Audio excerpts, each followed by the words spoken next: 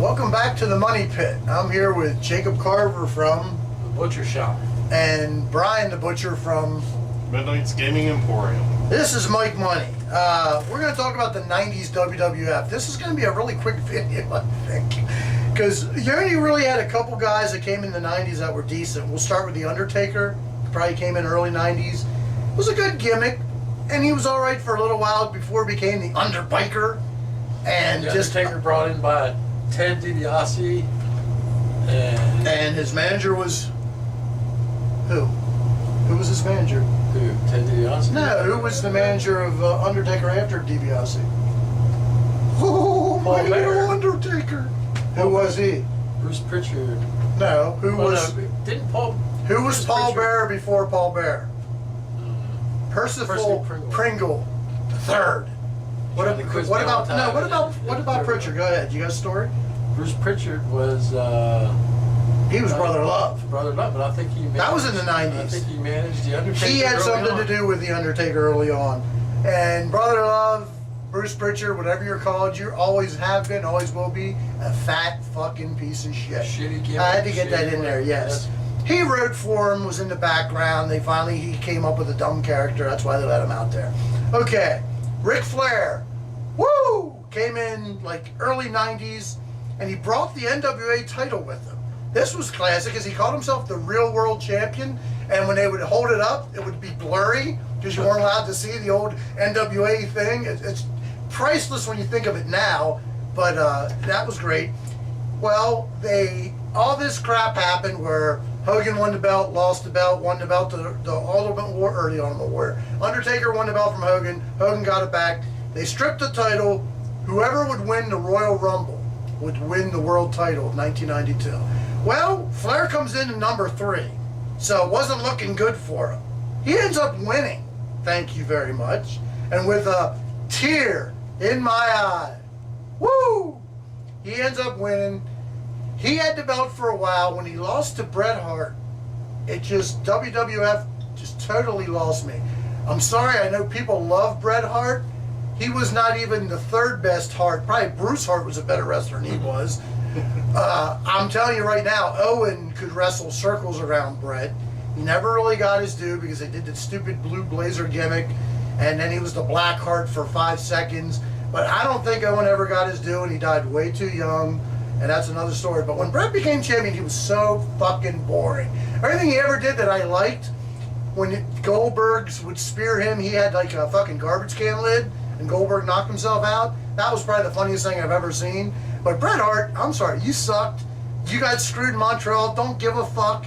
Go cry to somebody else. This was when the WWE or WWF became bad. You had all these stupid gimmicks, all these dumb champions. I'm sorry, Diesel sucked.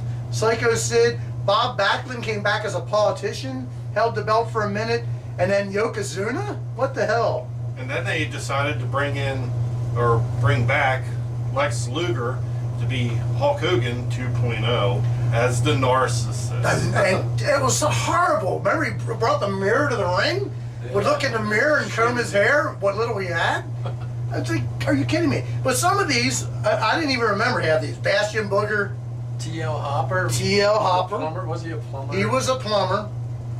Isaac Yankem. Isaac Yankem. He became Or somebody. he became Kane. Yeah, and he was also the fake Diesel, but we won't go there. Fake Diesel, yeah. Duke the Dumpster Drozy with the pinfall over Triple H. Shut the hell up. Which Mike Money will probably cry about that. I'm still crying. It was a legit pin over Triple H. Legit.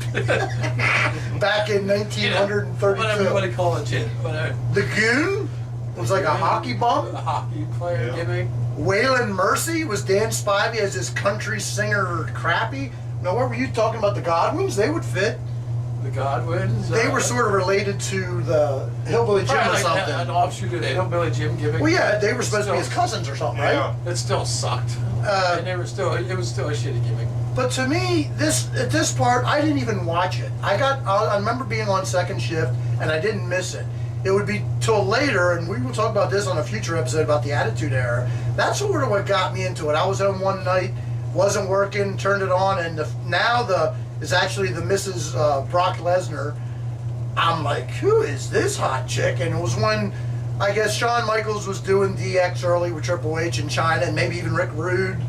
And I wasn't even a fan of DX, but like I told the Butcher here, you couldn't wait to see what crap they were going to do. Remember with talking to Sergeant Slaughter, and they had the windshield wipers on their glasses because he kept spitting. And when they took the tank to the WC. That was later, though. That was much later, because that was Michaels was going. That was Triple H. Still the gimmicks. Oh yeah, that was awesome. Because if WCW would have let him in, they would be right now. They would be the main guys, and WWE would cease to exist. Eric Bischoff dropped the ball on that one, just like Shawn Michaels dropped the ball. Oh, where's my what was the guy's name that did the characters? They used to do Owen Hart. You know who I mean. The guy, this guy would do impressions of everybody. It was a young kid, and then Owen Hart beat him up. Can't think of his name right now. It doesn't really matter. But anyway, this was sort of the 90s. It sucked. It's going to lead us to ECW, which is going to be a very longer episode in the future, which leads to the Attitude Era, which is when wrestling got good again. You also had the Monday Night Wars. But for the 90s, the early 90s, it pretty much sucked. And I'm sorry, even the narcissists couldn't help us. But was it too sweet? No, that was probably before that. Razor Ramon, right? Yeah, that was a horrible gimmick. Razor, it's like, I didn't even know it was actual Scott Hall. I remember Scott Hall from the AWA. Didn't recognize him anyway. Anyway, Jacob Carver. From the Butcher Shop. B. Brian Butcher, the Blades, the 18th. Blades. And That's Mike, a nice name. Blades. I like and that. Mike Money You should have saying, a fucking switchblade, dude. out of here. Fuck you. Cha-ching.